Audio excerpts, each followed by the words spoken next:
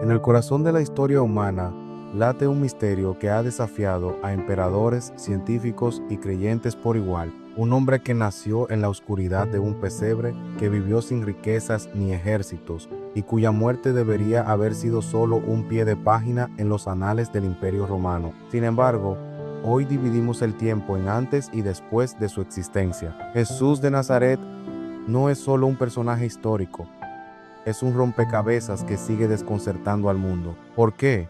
Porque cada capítulo de su vida está envuelto en preguntas sin respuesta, en detalles que no encajan, en milagros que desafían la razón y en un legado que nadie pudo silenciar. Prepárate para un viaje donde cada respuesta genera nuevas preguntas, donde la historia y el misterio se funden en una narración que cambiará tu forma de ver al hombre más influyente de todos los tiempos. Belén, un pequeño pueblo de Judea, en algún momento entre el año 7 y 4 antes de nuestra era. Un censo romano obliga a José y a María a emprender un viaje incómodo desde Nazaret, pero al llegar no hay lugar para ellos. Jesús nace en un pesebre, entre animales, bajo la luz de las estrellas. Un comienzo humilde para quien sería proclamado Rey de Reyes, pero aquí surge la primera gran incógnita. Los evangelios mencionan que ángeles aparecieron a pastores para anunciar su nacimiento, que una estrella guió a magos desde Oriente hasta él. Sin embargo, fuera de estos relatos, no hay ningún registro histórico independiente que corrobore estos eventos. Ni Flavio Josefo, el gran historiador judío, ni ningún cronista romano mencionan este nacimiento milagroso. ¿Por qué? ¿Acaso en ese momento nadie imaginó que ese niño sería importante? ¿O hay algo más en este silencio? Incluso la fecha de su nacimiento es un enigma.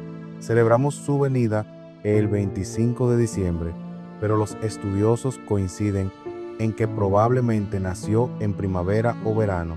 Los pastores no estarían en los campos en pleno invierno. Entonces, ¿por qué esta fecha?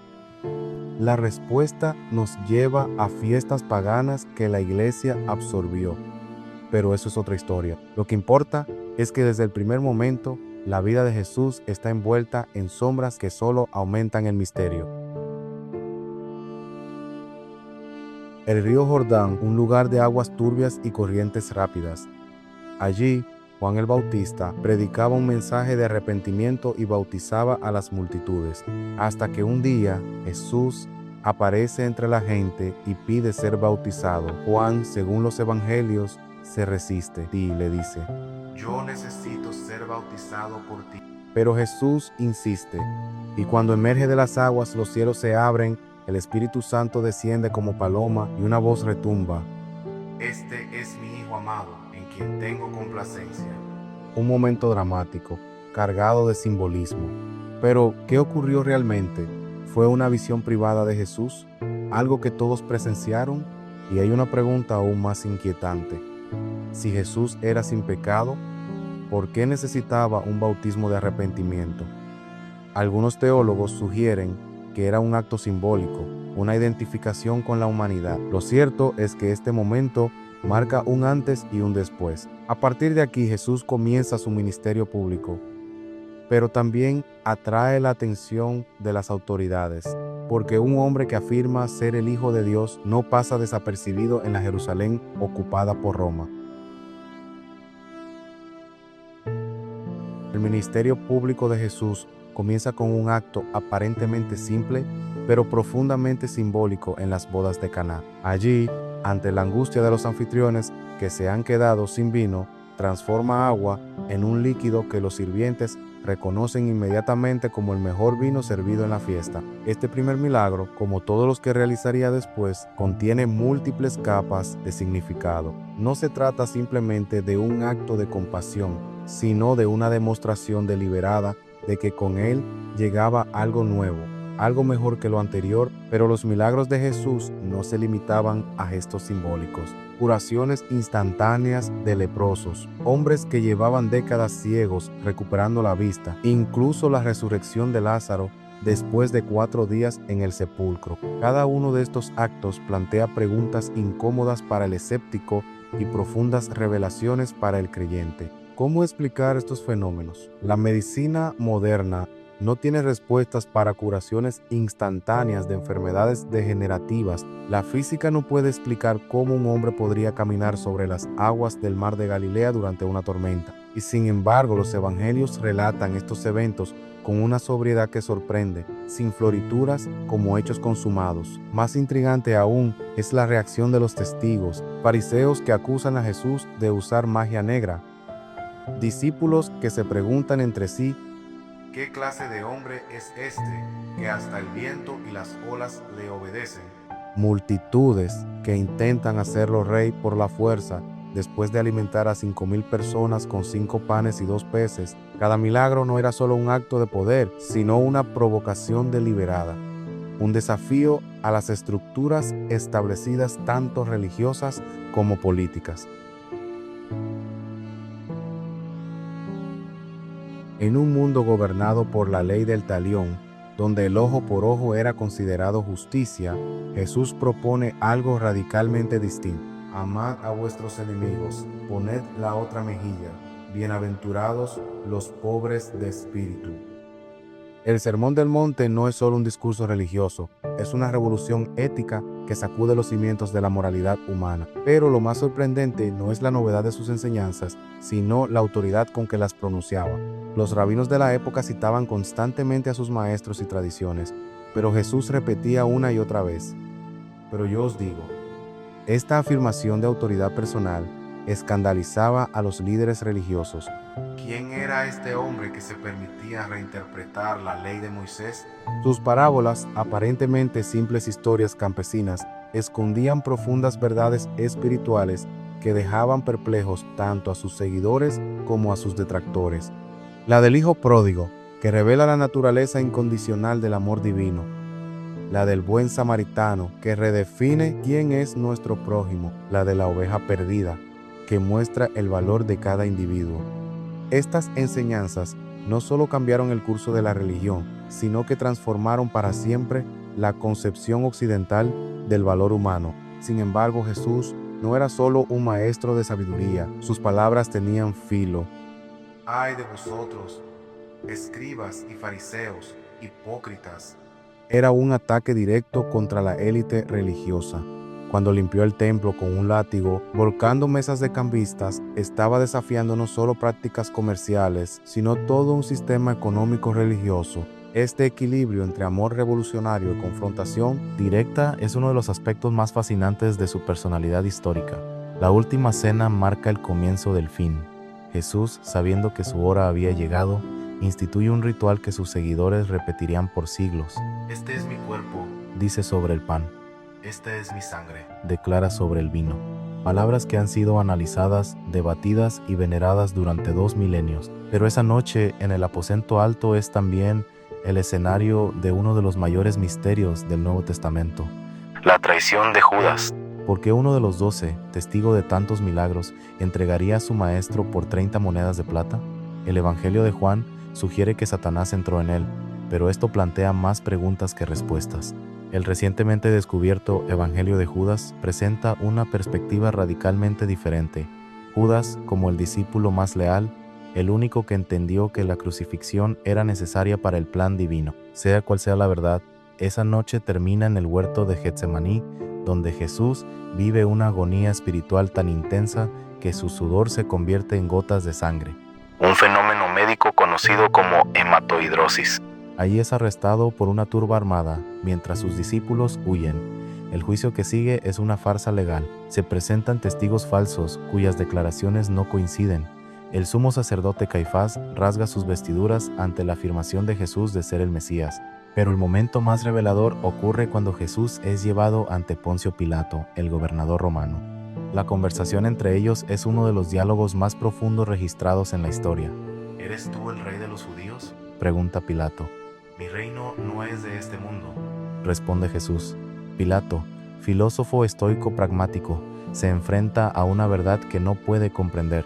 ¿Qué es la verdad?, musita, sin esperar respuesta. La vacilación de Pilato es evidente. Intenta liberar a Jesús declarándolo inocente. Ofrece a la multitud elegir entre Jesús y el criminal Barrabás, pero finalmente cede ante la presión política. Lavándose las manos, condena a un hombre que sabe inocente. Este momento revela la compleja red de intereses políticos, religiosos y personales que condujeron a la crucifixión. El proceso de crucifixión era una de las formas más brutales de ejecución jamás inventadas, diseñada no solo para matar, sino para humillar y disuadir mediante el máximo dolor público. Jesús es flagelado con un látigo romano que tenía trozos de hueso y metal que desgarraban la carne. Le colocan una corona de espinas que le perfora el cuero cabelludo, zona altamente vascularizada. Es obligado a cargar el travesaño de la cruz hasta el Gólgota, donde es clavado mediante grandes estacas en las muñecas, no en las palmas, que no soportarían el peso del cuerpo, y en los pies. La posición cruciforme produce una asfixia lenta, ya que el diafragma no puede expandirse adecuadamente. Para respirar, el condenado debe empujarse sobre los pies desgarrados, en un ciclo de dolor insoportable. Pero el sufrimiento físico de Jesús es solo una parte de la historia. Los evangelios registran sus 7 últimas frases desde la cruz, cada una reveladora. Padre, perdónalos porque no saben lo que hacen. Muestra su compasión incluso hacia sus verdugos. Hoy estarás conmigo en el paraíso, promete al ladrón arrepentido. Mujer, he ahí tu hijo, encarga el cuidado de su madre al discípulo amado. Dios mío, ¿por qué me has abandonado? Cita el Salmo 22 en un grito de abandono que ha suscitado debates teológicos durante siglos. Tengo sed. Cumple la profecía del Salmo 69. Consumado es, declara al completarse su misión. Padre, en tus manos encomiendo mi espíritu, entrega su vida voluntariamente.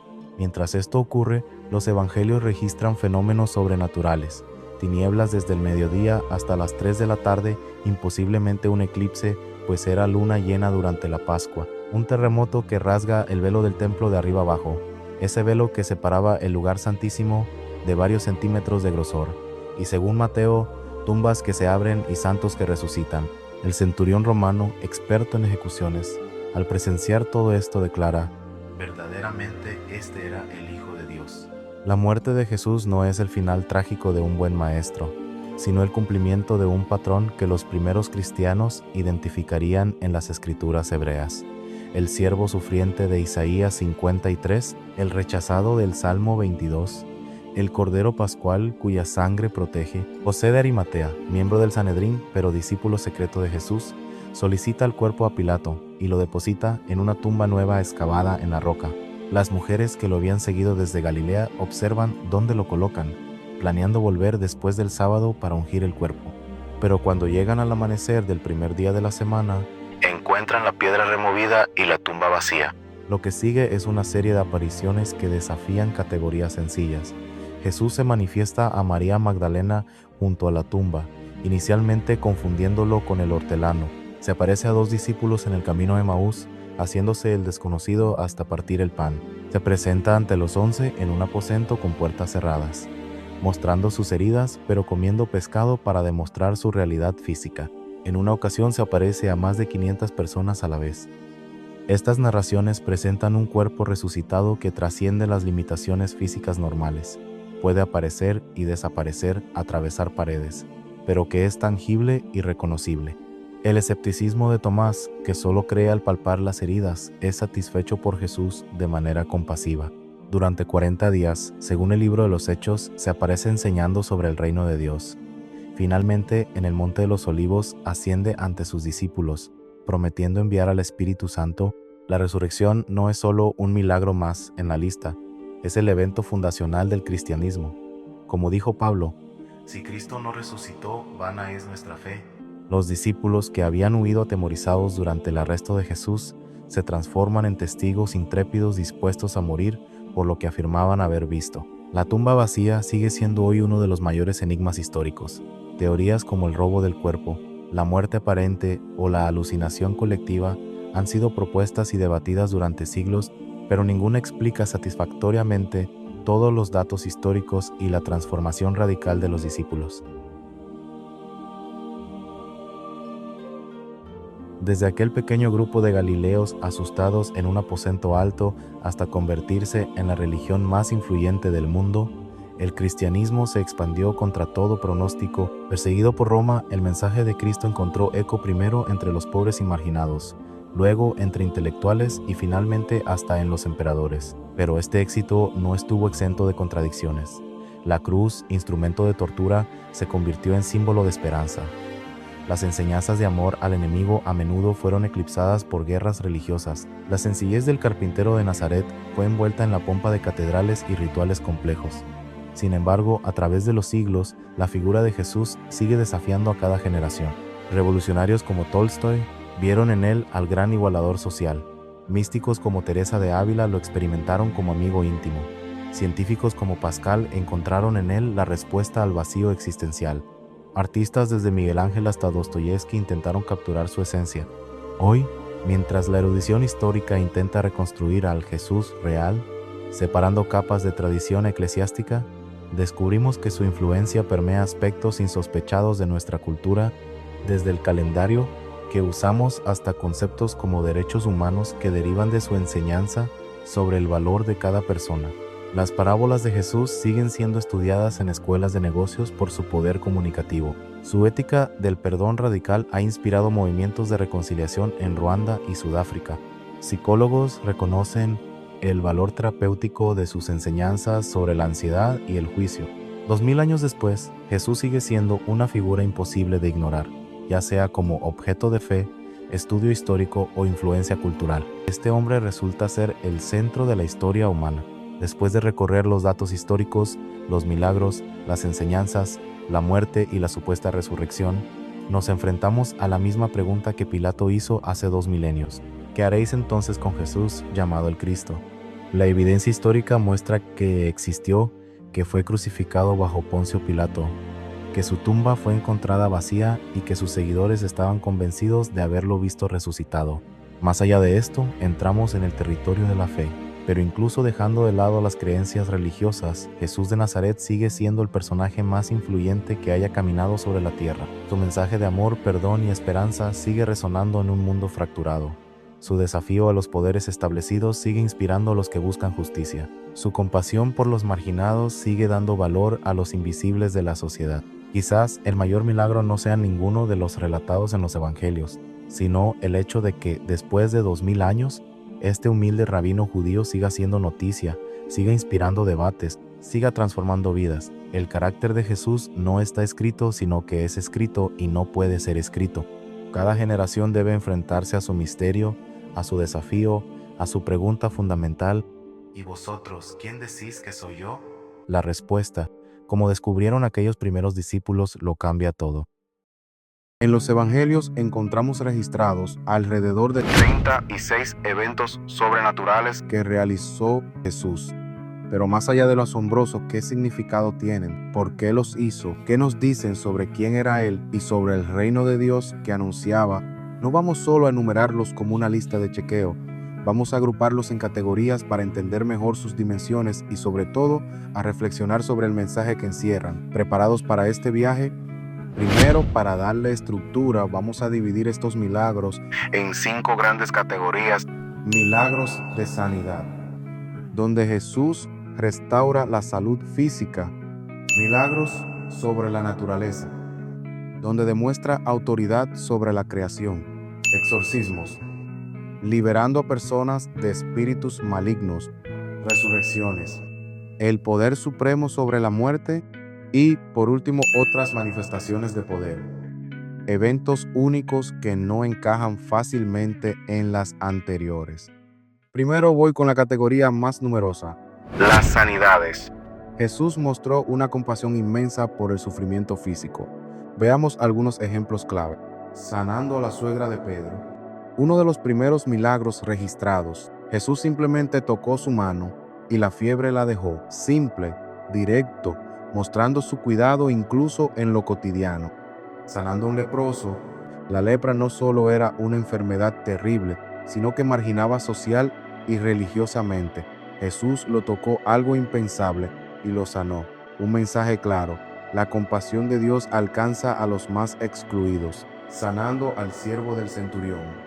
Aquí vemos la fe como elemento clave. El centurión, ni siquiera judío, confió en que la palabra de Jesús a distancia era suficiente. Y así fue. Jesús elogió su fe como no la había encontrado en Israel. Sanando a un paralítico en Betesda. Un hombre llevaba 38 años enfermo. Jesús no solo lo sana físicamente, sino que luego lo encuentra en el templo y le advierte sobre el pecado, mostrando interés por su sanidad integral, cuerpo y espíritu. Sanando al hombre de la mano seca. Este milagro lo hizo deliberadamente en sábado, desafiando interpretaciones rígidas de la ley. Priorizó la necesidad humana sobre la tradición, causando controversia, pero revelando el verdadero espíritu del día de reposo, hacer el bien. Sanando a la mujer con flujo de sangre, una mujer considerada ritualmente impura durante 12 años. Su fe fue tan grande que creyó que solo con tocar el borde del manto de Jesús sería sanada. Jesús sintió el poder salir de él y la reafirmó, sanando a 2 ciegos. Nuevamente, la fe es central. Ellos lo reconocen como hijo de David, un título mesiánico, y claman por misericordia. Jesús toca sus ojos y ven.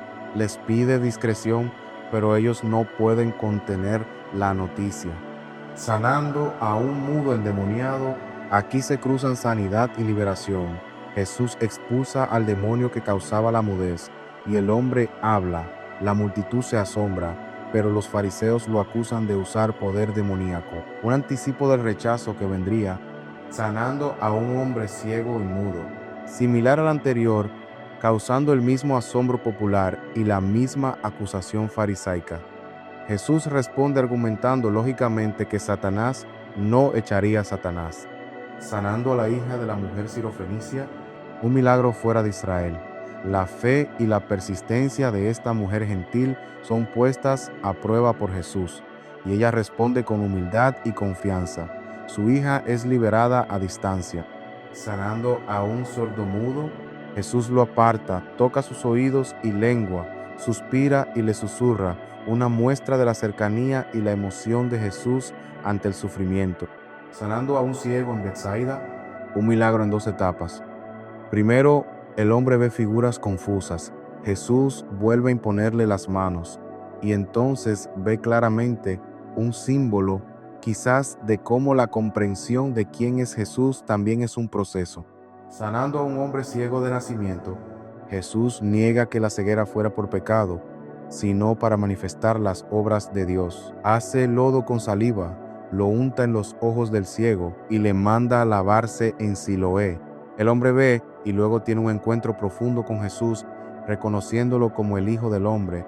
La incredulidad de los fariseos contrasta con la fe del sanado. Sanando a la mujer encorvada, Jesús libera a esta mujer encorvada por 18 años de un espíritu de enfermedad. La llama hija de Abraham, reivindicando su dignidad. El líder de la sinagoga se indigna, pero Jesús lo reprende como hipócrita. Sanando a un hombre con hidropesía, de nuevo en sábado en casa de un fariseo. Jesús pregunta si es lícito sanar en sábado. Ellos callan. Sana al hombre y cuestiona su dureza de corazón. Sanando a los 10 leprosos. 10 son sanados al ir a mostrarse a los sacerdotes como ordenó la ley, pero solo uno, un samaritano extranjero, vuelve a dar gracias a Jesús. Una lección poderosa sobre la gratitud. Sanando al siervo del sumo sacerdote. En el momento de su arresto, Pedro corta la oreja de Malco. Jesús, en medio de la tensión y el dolor, toca la oreja y lo sana.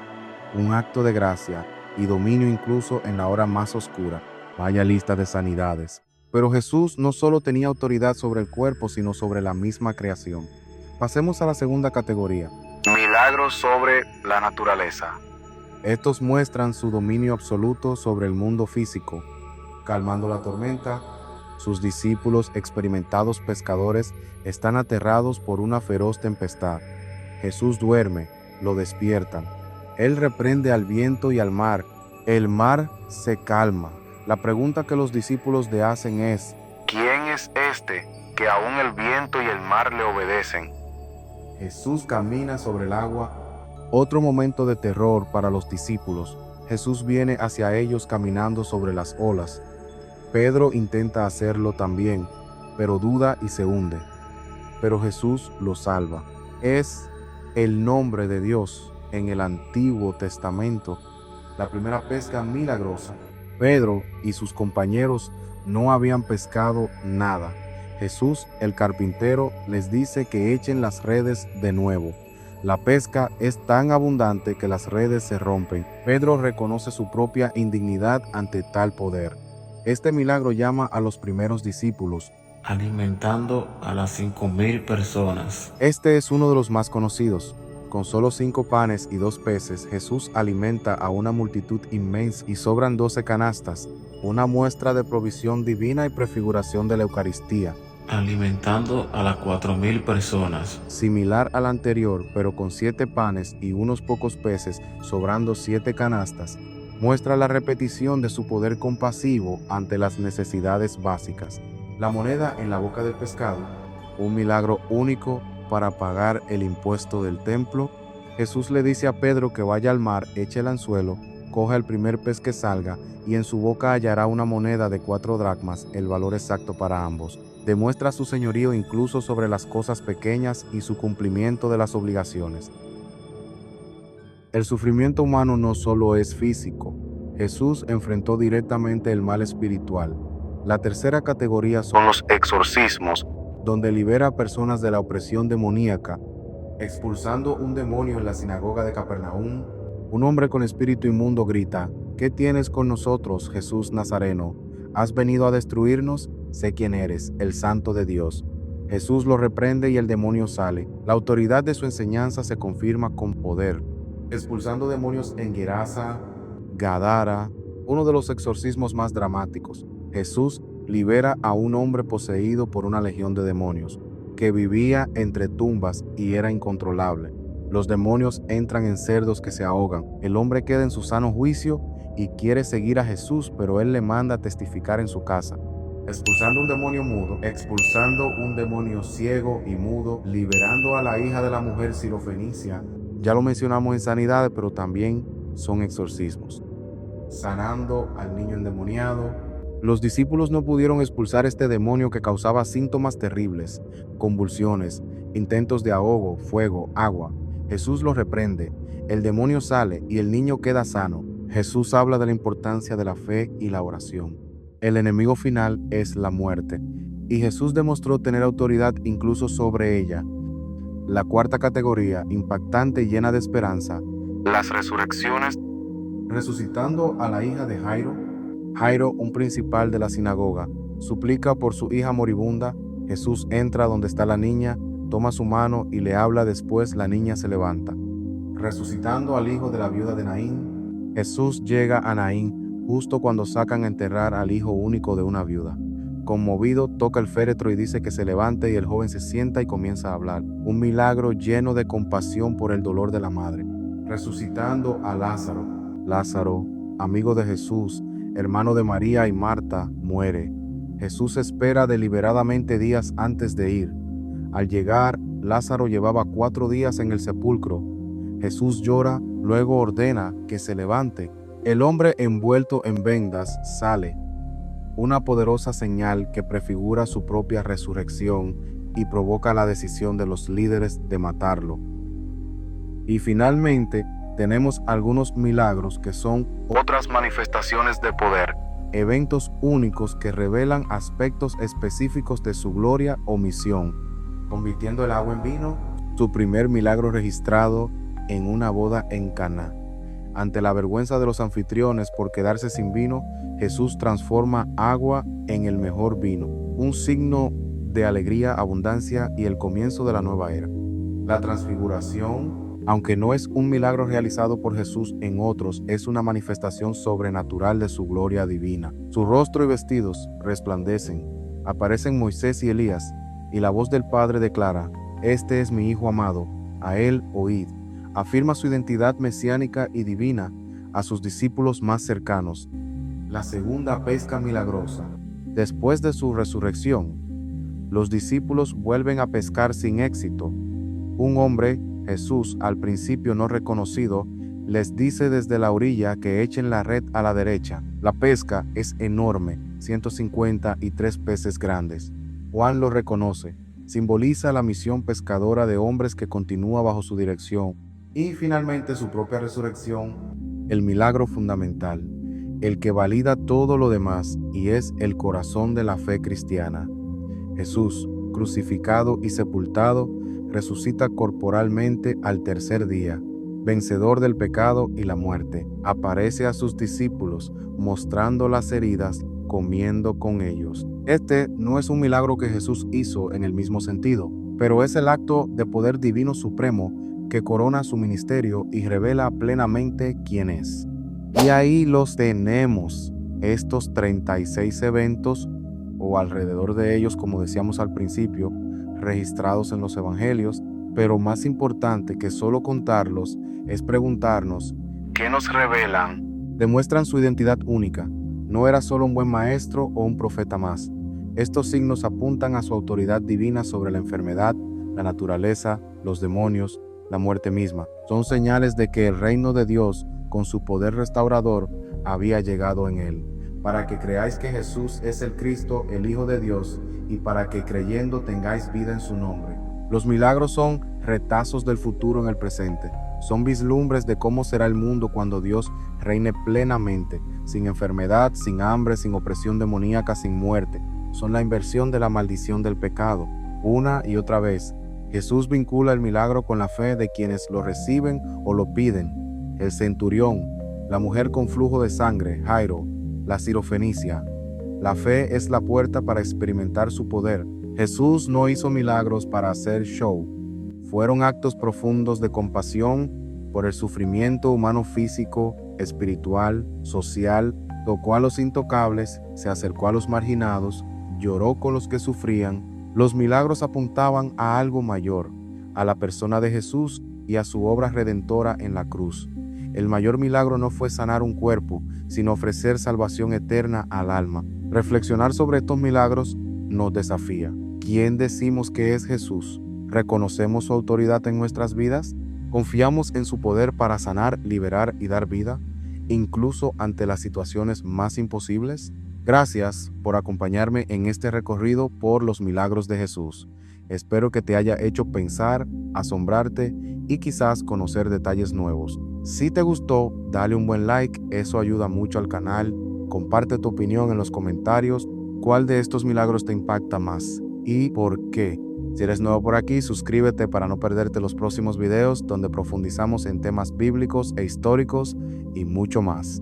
Hasta la próxima, amigos. Que la paz y la esperanza que traen estos milagros estén con ustedes.